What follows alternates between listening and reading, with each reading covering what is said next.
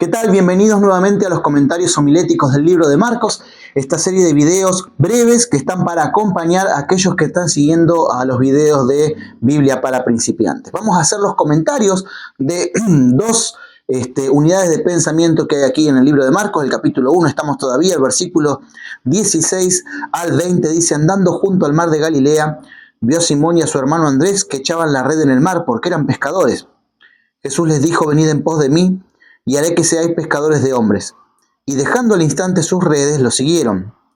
Pasando de allí un poco más adelante, vio a Jacobo, hijo de Zebedeo, y a su hermano Juan, que estaban en la barca remendando las redes. Y enseguida los llamó.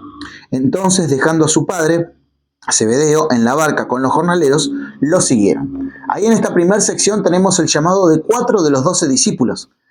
Aparentemente estos discípulos diferían un poco en edad. Los primeros a los cuales se acercó Jesús, tanto Andrés como Simón, parecían ser un poco más grandes de edad. ¿Por qué decimos esto? Porque unos versículos más adelante, cuando lleguemos, vamos a hablar acerca de la suegra de Pedro. ¿Sí? Es la persona que se menciona que es mayor, ¿no es cierto? Allí Pedro ya estaba casado. Simón es como se menciona en el caso aquí del Evangelio de Marcos.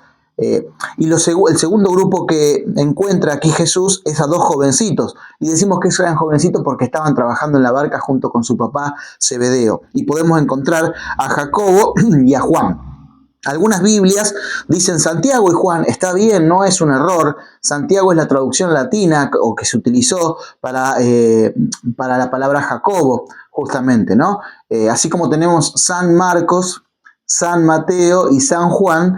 De Jacobo, el nombre latino es Tiago, y alguien puso Santiago, pero el uso y la costumbre hizo que se juntara y quedó un nombre completo. Pero bueno, aquí tenemos estos 4 primeros, ¿no? Pedro y Andrés, Santiago y Juan, que son llamados para salir de ocupaciones sencillas y prepararse para predicar el Evangelio, para acompañar a Jesús en su reino. Y ahí nos muestra el libro de Marcos de que si bien Jesús venía, como veníamos estudiando anteriormente, con la autoridad celestial, ¿no es cierto? Con esa autoridad que también tuvo en el desierto ahí cuando estuvo tentado, con el cumplimiento profético de aparecer de acuerdo a lo que decían las profecías y Juan haber sido enviado antes, ese Jesús que viene con toda esa autoridad utiliza personas comunes y corrientes para comenzar su obra. Utiliza personas sinceras, hombres que tenían oficios comunes como el de pescadores, y utiliza una frase muy famosa después en el Evangelio, ¿no? Os haré o les haré pescadores de hombres.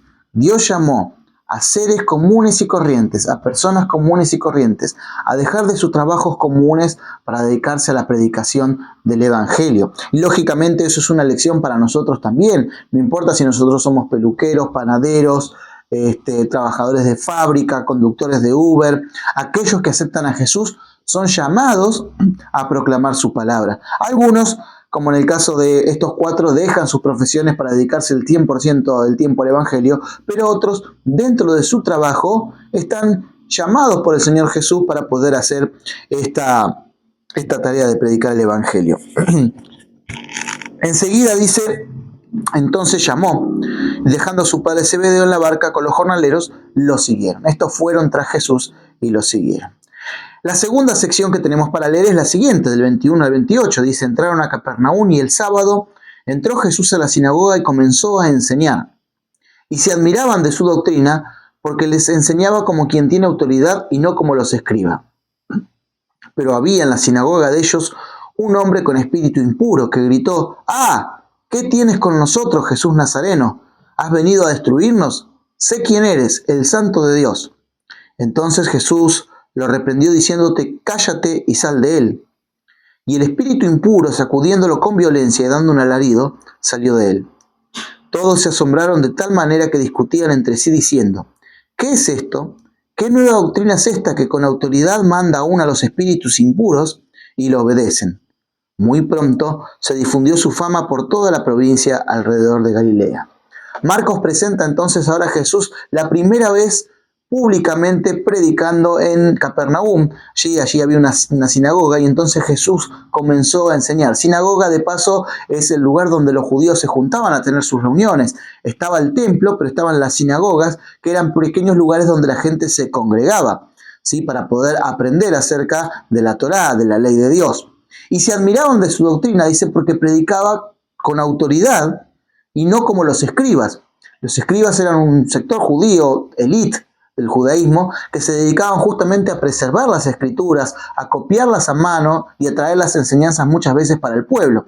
Estaban más en la parte teológica, es verdad, ¿no? Tal vez al pueblo le explicaban más los fariseos, pero los escribas eran los cuidadores y opinaban acerca de la ley.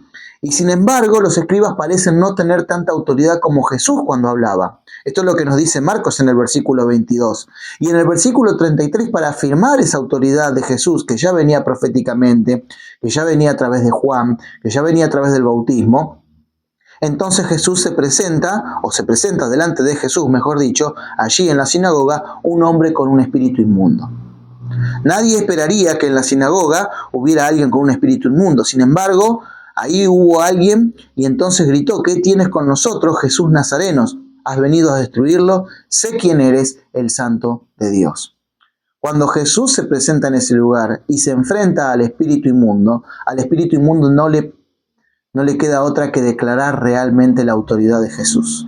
Jesús era el Santo de Dios. Jesús le pide que calle, porque Jesús quería demostrar, no a través del grito de un endemoniado, que él era el Mesías, sino a través del favor y el amor hacia los seres humanos. Y el libro de Marcos va a ir demostrando eso, cómo Jesús tenía autoridad porque venía, como decíamos, proféticamente, porque ante los demonios se van. Y también el libro de Marcos, a través de este versículo, nos muestra que el reino de Jesús y lo que venía a ser Jesús tenía que ver con una transformación espiritual de los corazones. Hay personas que quieren acercarse al Evangelio porque entienden que con el Evangelio van a tener más dinero y eso no va a suceder. O simplemente que vamos a tener más salud. Puede suceder, pero hay personas que mueren de enfermedades y son cristianas. El interior es donde Cristo viene a trabajar. Así que Jesús reprendió al espíritu inmundo y éste sacudió con violencia al muchacho y lo soltó.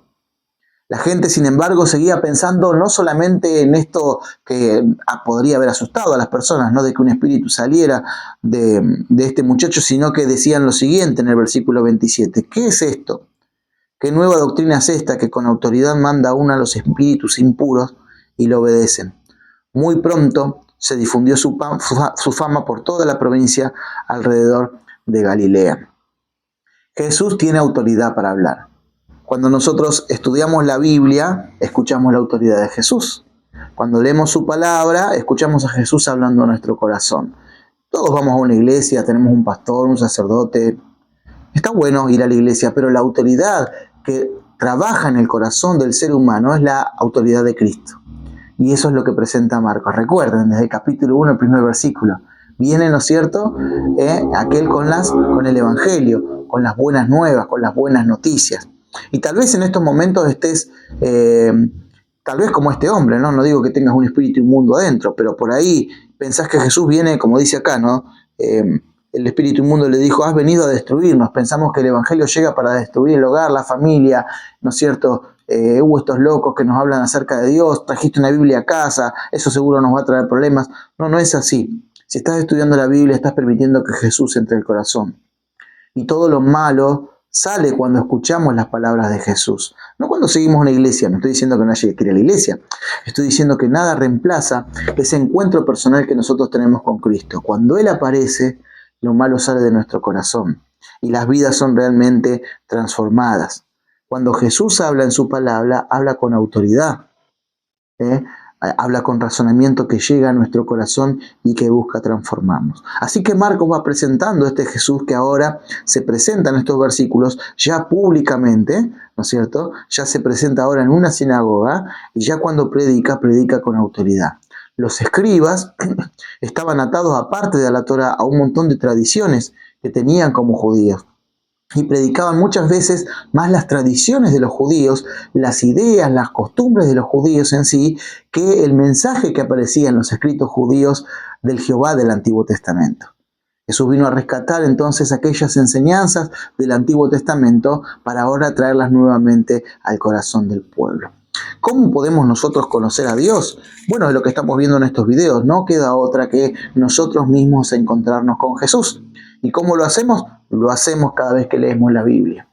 Si en este momento estás del otro lado y tenés alguna dificultad y te sentís mal, pedile a Jesús que sea la autoridad en tu vida. pedile que Él entre en tu corazón.